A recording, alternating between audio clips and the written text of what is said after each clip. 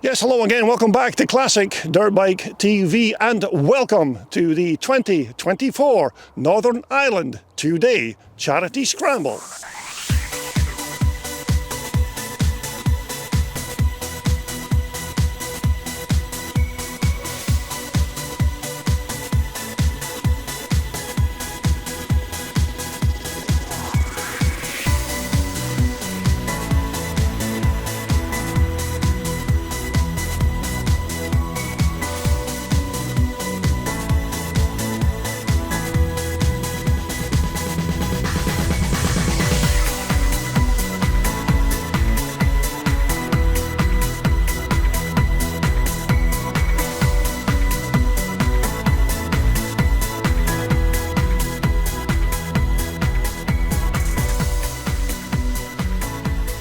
Okay, welcome back to part 2 of our wander around the racing paddock at the 2024 Northern Ireland 2-day Charity Scramble that was held at Cecil Pearson's hillside racetrack at Ballysallagh Road in Craigantlet. Now, most of the bikes that we're about to see are all taken from the Saturday's race programme, but just to put you in the picture now, the Friday evening event was certainly quite wet, but still good enough to witness some decent racing on the track. But just as we started the racing practice on the Saturday morning, there was a kind of rogue, unscheduled monsoon shower that then turned the paddock into what can only be described as akin to a waterlogged rice field, and as you can see in these clips and pictures that things were looking pretty dire, and many even thought that the event was going to be cancelled altogether. But some riders didn't even wait to find out the final outcome of what was going to be happening, and they just simply left the track assuming the worst.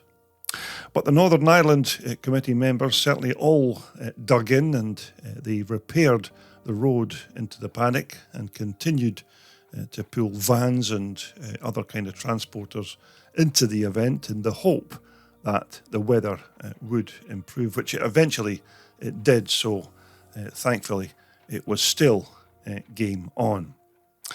But we still had enough bikes to certainly make a day of it, because after all, this was for a good cause, and it was the Northern Ireland Leukemia Lymphoma and the Northern Ireland Air Ambulance charities who were going to benefit from all of the money that was raised over the course of the 2 days. But the first pair of bikes that we're going to take a look at in this Part 2 episode are these nice pair of Huskies belonging to Lewis and Ethan Paul. A couple of nice Swedish Huskies. I think both of these bikes are a 250. Not, of course, original Huskies in their original livery and colours. These are bespoke machines done up in this nice black and white kind of livery. Now, of course, there were lots more bikes attending this event on the Saturday, but of course we can't feature every single machine that took part in the event, but hopefully the ones that we are going to show you in this short video will give you an insight into some of the bikes that were taking part. But quite an unusual colour scheme as opposed to the original Huskies maroon and silver chrome panels on the tank, but nevertheless a couple of cracking looking Swedish two-strokes there from Lewis and Ethan Paul. And this will probably be as clean as these bikes will ever be today, because once they take to the track they'll almost be unrecognisable. So these were another collection of bikes that I bumped into on my travels. These are Wesley Stockdale's Hondas, his 250 red Rocket here at the front, and he has a big bruiser of a 480 at the rear, but a couple of nice Hondas. I think this was 2 of 4 bikes that Wesley brought along. And it looks like Wesley's been up to the small hours of the night polishing that rear silencer on his Honda Red Rocket. But these are very quick bikes, as you'll soon see when we get around to posting all of the racing footage from this event. But it certainly seems to be a theme for the Northern Ireland classic riders to bring along a fleet of motorcycles to this charity event, because everybody seems to have at least a minimum of 2 bikes to race. And this is another one of Wesley's bikes. This is his 380 CZ. So Wesley certainly has plenty backup should one of his bikes end up giving him some kind of mechanical trouble. But that's one thing I've noticed quite recently when you're doing these Paddock walkabouts. There seems to be plenty of these old CZs going around. So there's Wesley's 4 machines, his CZ there on the left, and that other bike I think is a big 600cc 4-stroke Honda XR machine, and we have his 2 Hondas there on the right hand side, his 480 and his 250 Red Rocket.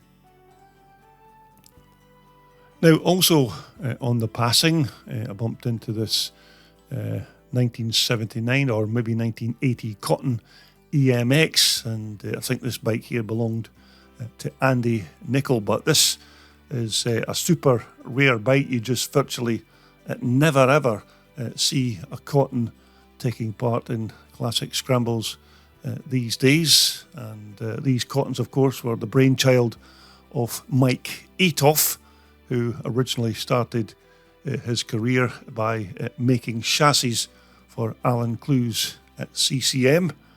But this is a nice old campaigner, and nice to see one of these Cotton EMXs taking to the track once again. So that's Andy Nicol's Cotton EMX. And next up we have a nice YZ 490, and this bike here belongs to John Colling.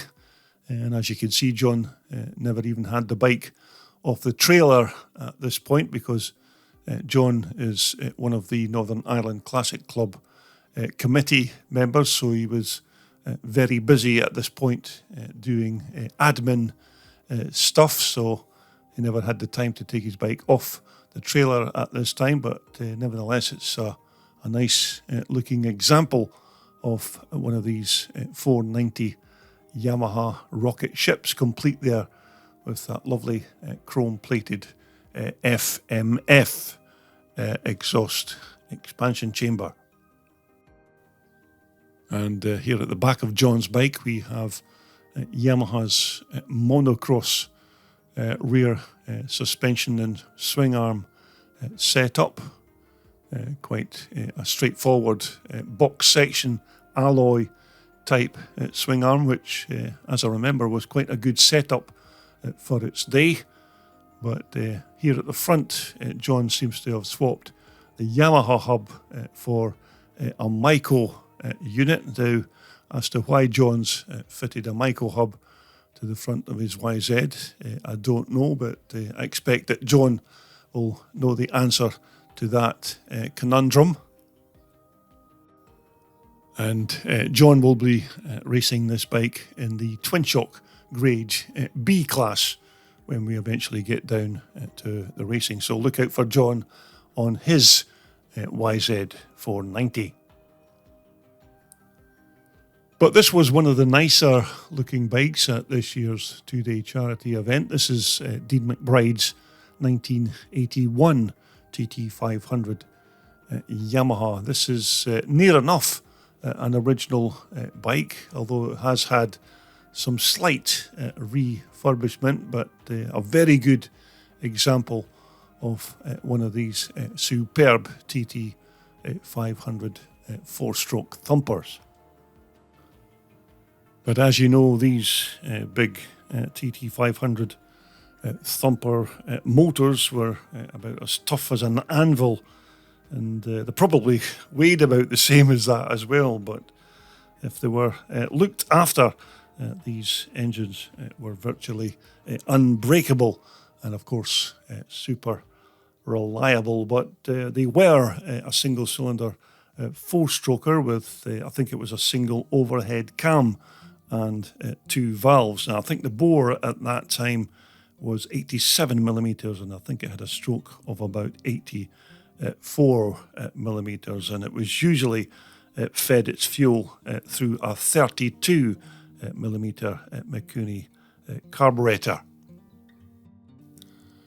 Now, the ignition was by way of a CDI electronic unit, and it had the usual wet oil-cooled multi-plate clutch. Now, the big TT500 had quite long legs here at the front, and of course these forks then led on to the stock standard Yamaha front drum brake, which, as I remember, was quite good for the early 1980s. Now, if my ageing memory serves me correctly, I think these fuel tanks were made of alloy back in 1981, and this one here seems to have its own personalised graphics put on it. But these tanks usually held, I think it was about 2 gallons of fuel, which was usually enough to keep that big four-stroke motor ticking over. Now, at the back, I think it still has its original Super Trap American-made exhaust system, and I do remember Dean telling me that this seat cover has obviously been fully refurbished. But I've always thought that these big TT500s had quite a light swing arm for such a heavy big bike. As you can see, it's just a small diameter alloy box section type swing arm, but these rear shocks certainly look like they could even be the originals that were fitted to this bike back in the day. And even the front and the rear wheels on this bike look like these could also be the original parts. But as I said, this was one of the nicer bikes that were soon to take part in this two-day event here at Ballysallagh Road in Craigantlet, and you can take a look at Dean riding this bike when he takes to the track in the twin shock grade C class. Now, this was another old original Myco that I came across. I think this again could be possibly a 78 or a 79 Myco. Looks like possibly a 400 or even a 440, and you can see that this particular old Myco is no garage queen. This is a right old workhorse. It's certainly got some of the battle scars from its previous encounters on the track, but much the same engine as I had in my old 440 1980 bike way back in the day. A very good engine for your average club rider. But another bike that has quite a lot of its original parts still bolted onto it, apart of course from those handlebars and the hand guards, but the old Myco alloy fuel tank still seems to have its original paint job as well, although some of the paint now beginning to show signs of its age. So, but a nice original looking machine. But here at the back, we don't have the stock original Corti-Cosso shocks that would have been fitted to these bikes back in the day. These are a pair of Fox air shocks that the rider has fitted here on to the back of his bike. It's not too often that you see an old Michael with these kind of Fox air shocks on the back. They're usually fitted with some kind of modern day upgrade twin shock piggyback units, but certainly unusual to see them with these Fox air shocks. Now, I don't know who the actual rider of this bike was on the day, because his number wasn't listed in the race programme, but certainly another nice, genuine old Maiko from either 1978 or even 79. And next up, this is another cracking looking bike that I came across. This is Alfie Forrest's 1980 Yamaha YZ250, another almost fully original machine, another belter of a bike.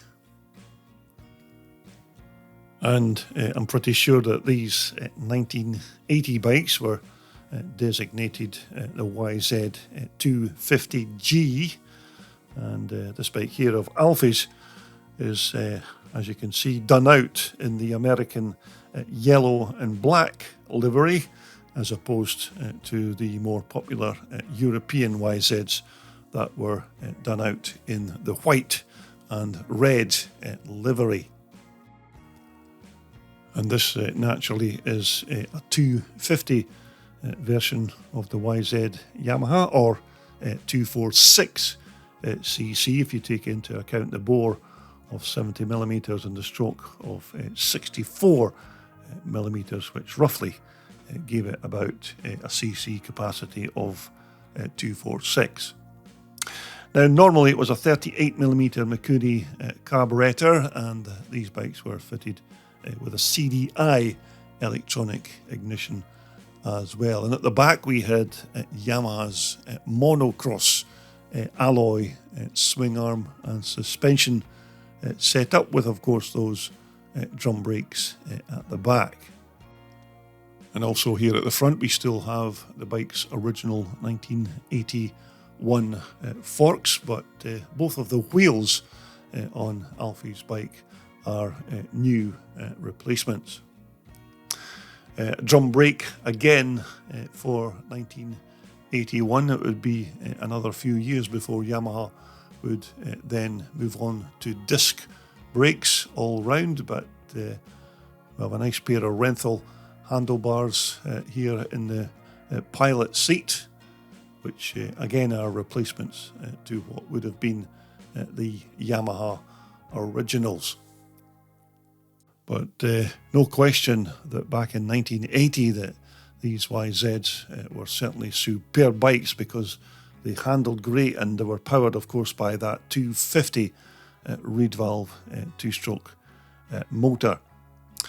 But another nice looking, almost 100% original bike. That's Alfie Forrest's YZ250G, and you can see Alfie racing this in the twin shock Grade C class.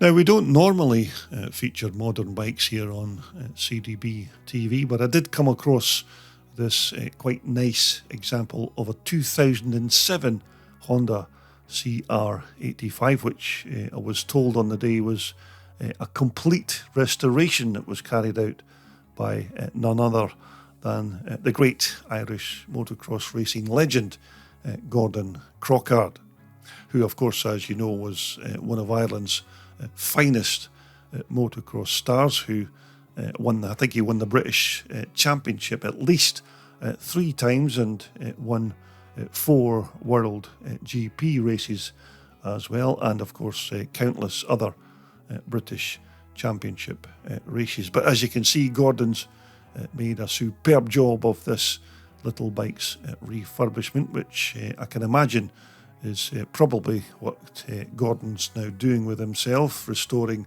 and building these kind of off-road bikes. But for sure, Gordon was a very quick rider in his day, and he's made an absolute superb job of this little bike's restoration. Now, this was another old Michael that I did recognise on the day. This is Joe Mackenzie's 1978 400 Michael, and I do remember this bike from back in 2015 because this bike here used to belong to another Irish racing legend, Gary Bishop, and I do remember shooting some video of Gary riding this bike at the Motocross the Nations event at Ballysallagh in that year, and I must say this bike certainly looks a bit better sitting here upright on its bike stand, because when I did film this bike, Gary at that time was tumbling through the air because he had a massive crash on this bike back in 2015, and the video that I shot of Gary's little misdemeanor was captured, and it was subsequently then shared on American TV shortly afterwards. But it's quite nice to see Gary's old bike still up and about again and sitting upright, as you can see. But on the day of Gary's tumble, thankfully, Gary suffered no injuries at that particular event. But if you're curious as to how it all turned out, let's relive that moment right now.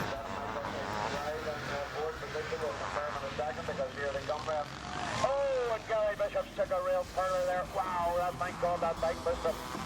Wow, thank goodness that bike missed him.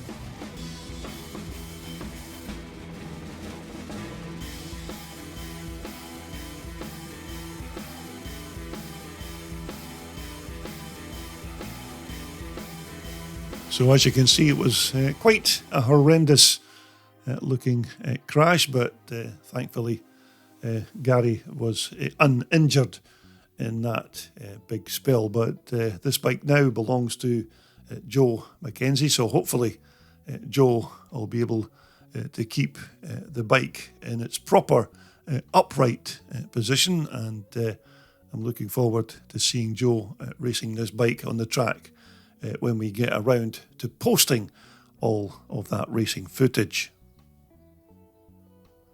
So we're going to conclude this part 2 Paddock walkabout by taking a look around Cecil Pearson's Rickman and Harry Stitt Jap collection of machines. Now, these pictures and clips here were taken on the Saturday morning, just prior to the monsoon rains arriving. So, as you can see, the bikes were pretty dirty from the Friday evening's race event.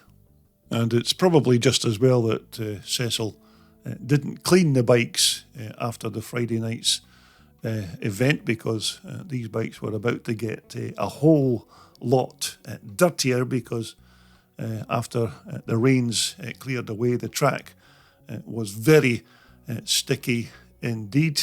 But as I said, these were the bikes on the Saturday, but if you take a look at what the bikes looked like on the Friday afternoon before they started racing, you can see there's a very sharp contrast in the way they look, and of course look especially at those lovely alloy gas tanks, because that was my own handiwork.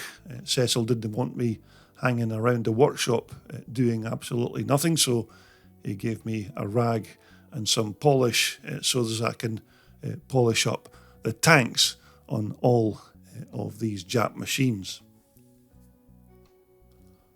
Now, Cecil originally began by just building a single Rickman Jap race bike for himself to race many years ago, and now a few years down the line, I think the complete total now stands at, I think it's around 5 Rickman framed Japs, and also 3 of these Harry Stitt framed specials. So He's certainly got a nice collection of these old antique Jap racers.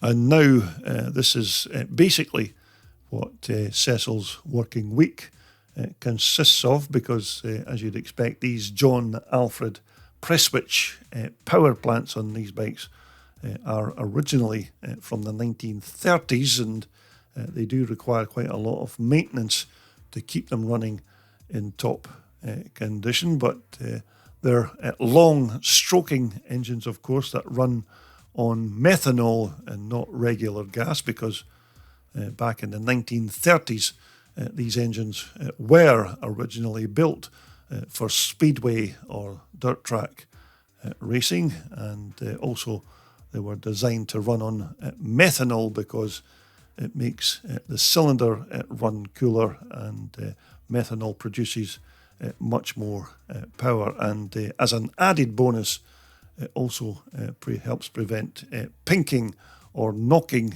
in the engine that you often experience with other kind of petrol engines. So this particular number 26 bike is James Thompson's race machine, and the reason that this bike is a lot cleaner than the rest is because James wasn't racing on the Friday evening, but he's back to race on the Saturday, because James is currently returning from a long injury, but you can see him racing that number 26 bike quite soon. Now, as soon as this collection of bikes are finished racing at this two-day charity event, then it's all hands once again back into the workshop for Cecil to get the bikes ready for their next big race event, which will be, I think it's in about 2 weeks' time, which will be at the Kings of the Castle event at the world-famous Farleigh Castle. Now, of course, Cecil can't ride every single one of these bikes himself, although he still does occasionally take a bike out onto the track, which is quite surprising considering that Cecil is now 80 years old, but he does have a team of riders who ride these bikes for him on his behalf, and the current team is Adrian Lappin, James Thompson, John Griffiths and Harry Stitt. But let's just head back to the workshop for a second and take a listen to what one of these Jap bikes sound like. Not the door. Right, I'll drop the camera and go. I'll drop the camera and run for it.